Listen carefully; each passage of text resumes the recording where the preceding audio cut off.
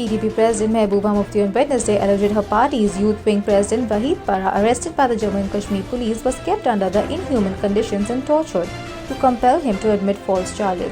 In a series of tweets, Mehbooba said it was shameful and appalling and that such action discredit and bring disrepute to the institution meant to uphold law and order.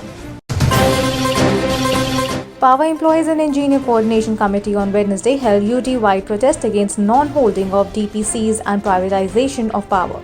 PECC, in accordance with the call of National Coordination Committee of Electric Employees and Engineers, observed the National Protest Day against the privatization policies of the central government and non-regularization of daily wages.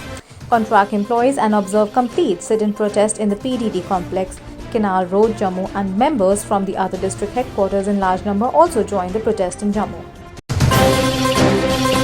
Raising concerns over prevailing situations in Jammu and Kashmir following abrogation of special provision under the Article 370 and Article 35A, Leader of Opposition in Rajya Sabha, Ghulam Nabi Azad, on Wednesday said local people across three regions, Kashmir, Jammu and Ladakh, are not happy and demanded that statehood of J&K should be restored and assembly elections held at the earliest.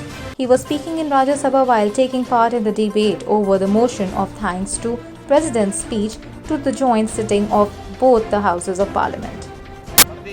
तो हमने अपने लोगों को confidence में रहना है और उनको प्यार देना है, प्रेम देना है, मोहब्बत से इकट्ठे रखना है।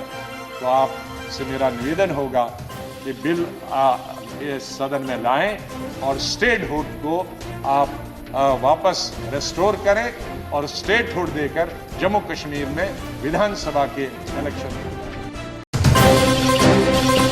Most parts of Kashmir received fresh snowfall on Wednesday, resulting in significant improvement in the minimum temperature across the valley and providing huge relief to the residents. The snowfall began during the night and continued at many places. The snowfall affected the flight operations at Srinagar Airport in the morning, causing some flight delays. The MET office had forecast the possibility of the light to moderate snow, rain and scattered to fairly widespread places of J&K till Thursday. India on Wednesday reacted sharply to the comments by the foreign celebrities and others, including pop singer Rihanna, on farmers' protests, saying a very small section of farmers in the part of country have some reservations about the farm reforms and a proper understanding of the issue is needed before rushing to a comment on the agitation. The MEA's reaction came after several international celebrities and activists, including the American pop singer Rihanna and Swedish climate activist Greta Thunberg, tweeted about the farmers' protest in India. The ministry also said that the Parliament of India passed a reformist legislation related to the agricultural sector and noted that some of the vested interest groups have tried to mobilize the international support against India. Referring to repeated statements by the state and the central BJP leaders assuring early delimitations of assembly constituencies in J&K, Harshdev Singh, JKNPV chairman and former minister regretted that all such utterances have also proved to be mere jumlas.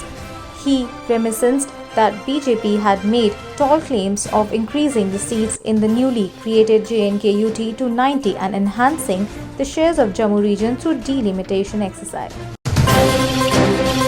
The government on Wednesday formally sealed ₹48,000 crore deal to procure 83 Tejas light combat aircrafts from state-run aerospace behemoth Hindustan Aeronautic Limited. Tejas, manufactured by the HAL, is a single-engine and highly agile multi-role supersonic fighter aircraft capable of operating in high-threat air environments.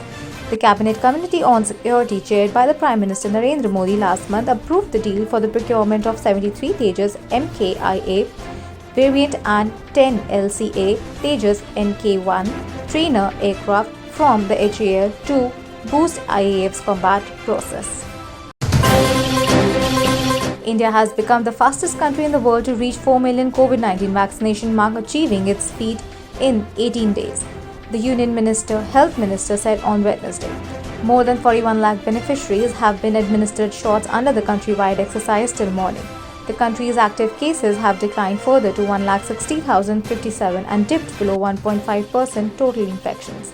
The total of 11,039 new confirmed cases were recorded in a span of 24 hours in the country, the lowest in the 7 months.